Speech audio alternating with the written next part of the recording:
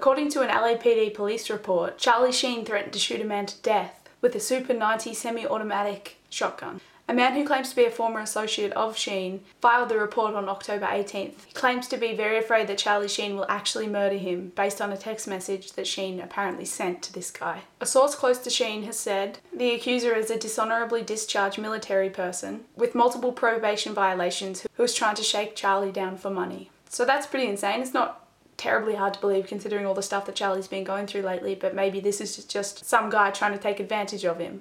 What do you think? Do you think these claims are true? Leave it in the comment section below. Thank you for watching as always. I will see you really soon. Bye!